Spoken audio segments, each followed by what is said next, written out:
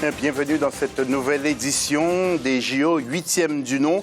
Et parmi les grands titres que nous allons développer, nous allons voir défiler justement ces images avec les faits marquants de la journée du jeudi 11 août, avec encore des médailles pour le continent. Et c'est l'Afrique du Sud qui a augmenté son compteur.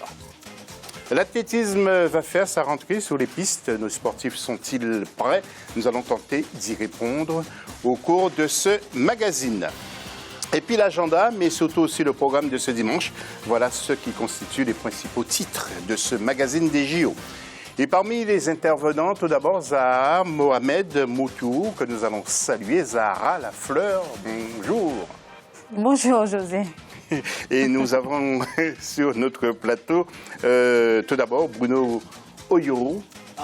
Ayoro, pardon, excusez-moi, Bruno Ayoro. Bonjour José, bonjour voilà. À tous. Ouais, qui a des airs de boxeur, d'après ce qu'on dit. Apparemment. Oui, apparemment. Il y a également Yacine Bouali, qui est journaliste spécialisé aussi sur le sport africain, tout comme Bruno. Bonjour José, bonjour chers téléspectateurs. Et puis Joël Montlouis, qui est experte et avocat en droit du sport. Bonsoir ou bonjour Joël. Bonjour José, bonjour à tous nos téléspectateurs. La question des JO, quel événement ou quel sport qui vous a marqué ce jour au JO de Rio? Vous intervenez, vous le savez, tout au long de l'émission sur Facebook ou aussi Twitter. Donc c'est le hashtag Africa24 et puis vous pourrez aussi donner vos commentaires tout au long de cette émission sur les réseaux sociaux d'Africa24 et aussi vos commentaires à jo2016@africa24tv.com. Les temps forts, et nous allons retrouver Zahra Mohamed Moutou.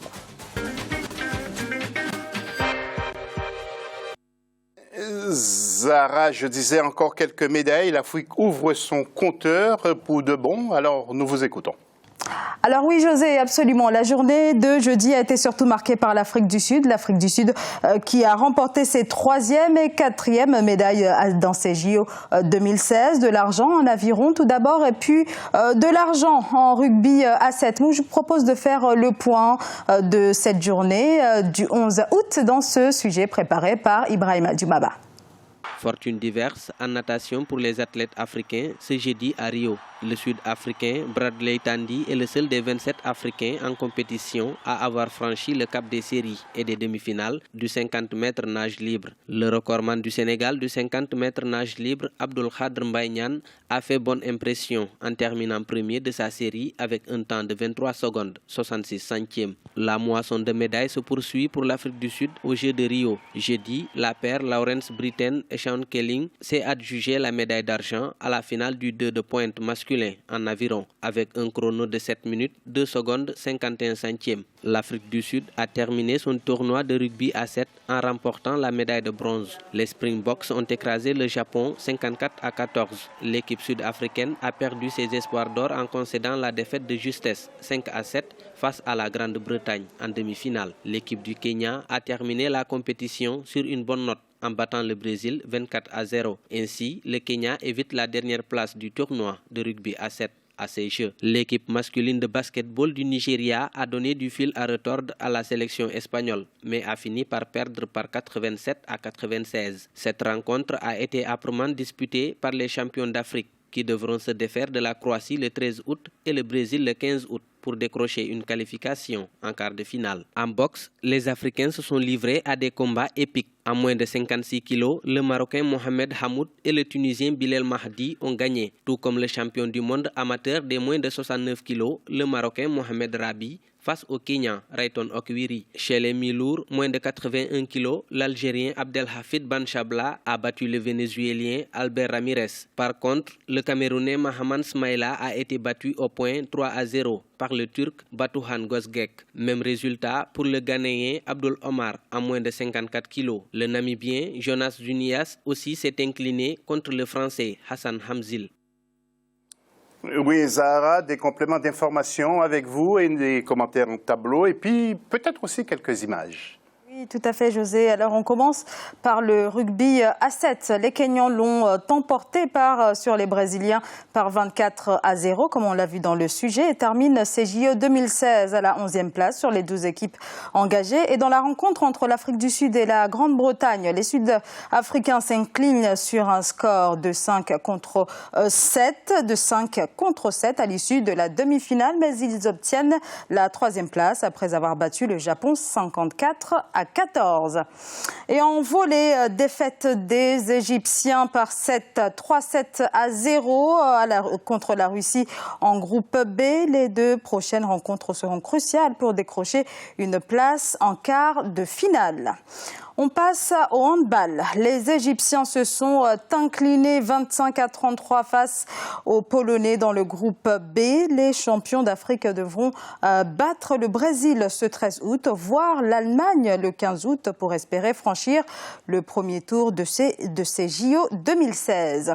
Et en basket, l'équipe du Nigeria a donné du fil à retordre à la sélection espagnole, mais l'équipe s'est toutefois inclinée 96-87. Mais les Nigérians ont encore leur chance, aussi infime soit-elle, pour se qualifier au quart de finale. Les 2 prochaines rencontres seront capitales. Et un mot également sur les sports individuels. Au 2e jour du concours de dressage, la Sud-Africaine Tanya Seymour est 56e sur 60. Elle est donc hors course pour une médaille. Voilà, José, pour les rencontres de jeudi, et on se retrouve tout à l'heure. Voilà, bien, merci beaucoup, et on donne rendez-vous à cette Africaine du Sud dans 4 ans pour peut-être essayer de récolter une médaille en concours de dressage. Bruno, qu'est-ce qui vous a marqué pour cette journée du jeudi 11 août? Moi, en tout cas, j'ai bien apprécié plus du côté brésilien ce qu'ils ont fait, notamment au niveau du hand. Après, au niveau africain, avec l'athlétisme, je pense que les échéances sérieuses arrivent un peu plus tard, dès ce soir. Oui, on dira plutôt vendredi soir, mais on parlera plus de ce qui s'est passé jeudi et ce qui va se passer dimanche précisément. Yacine, qu'est-ce qui vous a marqué, vous? Ce qui m'a marqué, surtout, c'est la rentrée en lice des boxeurs africains en boxe. D'ailleurs, on trouve beaucoup de boxeurs, soit d'origine algérienne, tunisienne ou marocaine, qui sont sur la porte d'une médaille de bronze, au moins, en quart de finale. Mais une chose, en regardant plusieurs combats, j'ai été sidéré par l'arbitrage qui fait fausse note. Aujourd'hui, encore, l'Afrique est toujours victime de cet arbitrage lors de ces grands rendez-vous. On sent que les arbitres ont tendance toujours à favoriser soit les athlètes des pays organisateurs ou des grandes nations. Nous aurons l'occasion d'y revenir. En boxe, vous parliez surtout de la victoire chez les 56 kilos des poids coqs du Marocain Mohamed Hamout face à l'Ukrainien Mykola Busanko et le Tunisien également Bilal Madi face au Lésotonien Nkou Leko Santelo. Et puis chez les moins de 69 kilos, Yacine, pour votre information, victoire du Marocain Mohamed Habil face au Kenyan Raton Okiwi et puis l'Algérien Abdel Latif Ben Chabla face au Vénézuélien Albert Ramirez. Pour vous, Joël, qu'est-ce que vous avez retenu, vous? Alors, n'en déplaise à Yacine, parce qu'on a longuement discuté de ce point un petit peu plus tôt. Moi, c'est la médaille d'or de l'américaine Simone Manuel, américaine de 20 ans, qui est la première femme... C'est une noire. Hein. Exactement, la première femme noire à obtenir une médaille individuelle en natation. Donc, indépendamment du fait que, comme moi, on parle d'une femme noire, mais c'est avant tout, pour qu'il n'y ait pas de problématique de partialité, c'est avant tout le symbole qu'il y a derrière cette victoire. Et surtout, ça tord le cou à toutes les idées reçues qu'on peut avoir sur le fait que les athlètes de certaines régions ne sont pas capables de faire tel ou tel sport. Et c'est une réfugiée en plus.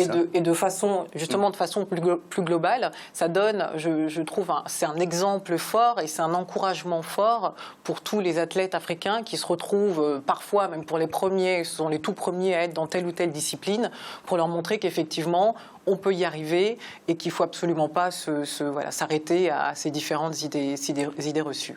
Merci Joël Montlouis. Coup de projecteur sur le match maintenant.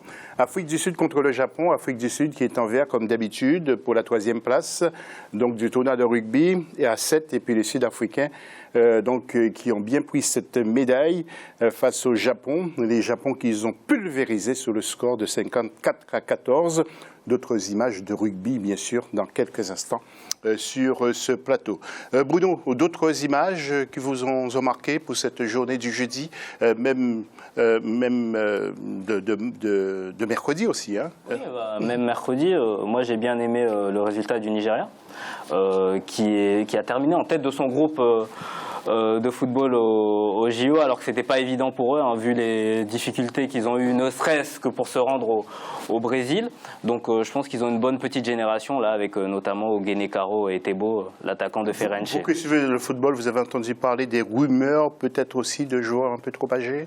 Je pense que tant que c'est pas avéré, voilà. Je pense qu'il y a des joueurs comme Obafemi Martins, par exemple, qui fait une brillante carrière et qui en a beaucoup souffert. Je pense que c'est pas correct de relayer des choses comme ça quand on ne les a pas vérifiées. Oui, avant de retrouver tout à l'heure Joseph-Antoine Bell, Yacine, d'autres faits qui vous ont marqué. Vous avez parlé de l'arbitrage qui fera l'objet peut-être d'un débat dans une prochaine émission, mais d'autres choses.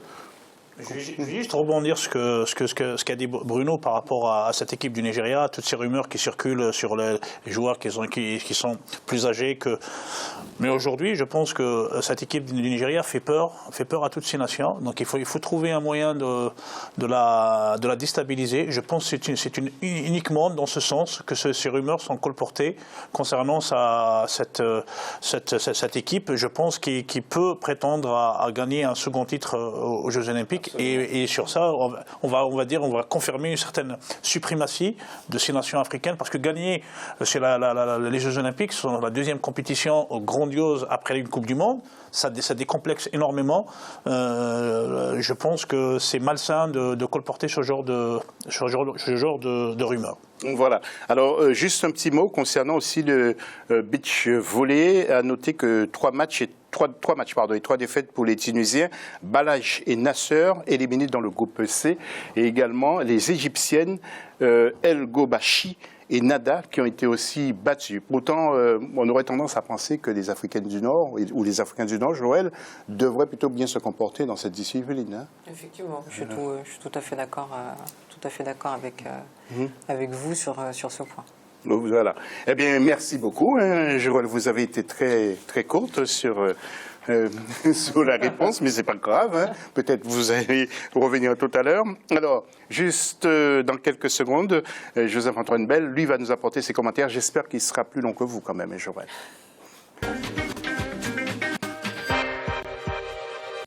Alors, Joseph, vous de votre côté, qu'est-ce qui vous a marqué pour cette journée, soirée aussi, surtout, de ce jeudi 11, Joseph-Antoine Bell. Bonjour, Joseph. Bonjour. Oui. Qu'est-ce que vous a marqué, Joseph? Qu'est-ce que vous avez retenu? Je dois avouer que c'est difficile, même si on a un œil africain, de ne pas retenir toutes les performances de Michael Phelps et toutes les performances en natation. Oui, c'est tout, Joseph. C'est tout et c'est beaucoup. Non, j'ai presque tout regardé. Des faits qui nous sont assimilables et des victoires aussi. On n'a pas tout perdu. Je pense à Timogo, que j'ai suivi, et beaucoup de contre-performances aussi pour nous. Joseph, il y a Joël Montlouis qui veut réagir, qui veut dire un petit mot. Vous voulez dire un petit mot? Non, c'était concernant les faits marquants de la journée pour clore un petit peu ce qu'avait dit aussi bien Yacine que Bruno. Donc le fait marquant concernait effectivement le Nigeria, mais cette fois-ci on était plutôt côté boycott suite aux difficultés qu'ils ont eues aussi bien pour arriver jusqu'aux Jeux Olympiques, mais aussi pour les problématiques de primes, un problème récurrent qui arrive à nos athlètes africains africains et qui entachent, on va dire, qui entachent la belle fête. Et on retiendra au final, indépendamment de la très belle prestation et du fait qu'il soit en quart de finale, on va quand même retenir cet élément qui vient un petit peu gâcher la fête, à mon sens. Oui, alors justement, Joël parle de primes. Est-ce qu'on devrait parler de primes lorsqu'on participe à une Olympiade, Joseph-Antoine Bell? Oui, je crois que ce serait une hypocrisie. Non, je voulais faire revenir à lui demander si elle remarque en fait pas, si elle se laisse en fait. Ça nous colle à la peau, les histoires de primes. Donc aujourd'hui, on y est habitué, ça commence à faire partie de notre ADN, on ne devrait plus remarquer les problèmes de primes. Nos dirigeants sont incorrigibles. Et ceux du Nigeria encore plus spécialement. Voilà. Eh bien, merci Joseph. On se retrouve demain pour d'autres interventions de votre part et d'autres commentaires concernant ces Jeux Olympiques. Alors, la petite nation insulaire du Pacifique de Fidji, que vous allez voir en blanc, a frappé un gros coup en remportant la finale de rugby à 7 et en battant la Grande-Bretagne. Écoutez bien, 43-7.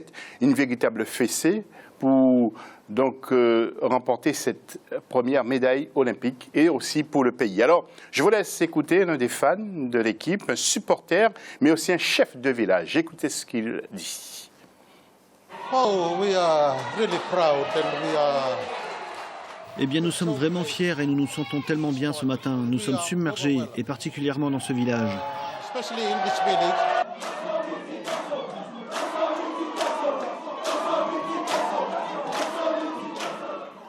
Un tout dernier mot, Bruno, avant de remettre l'antenne pour la fin de cette première partie. Un tout dernier mot sur ces JO? Pas du tout étonné par la victoire des Fidji, qui ont une grosse culture de rugby et qui le méritent amplement.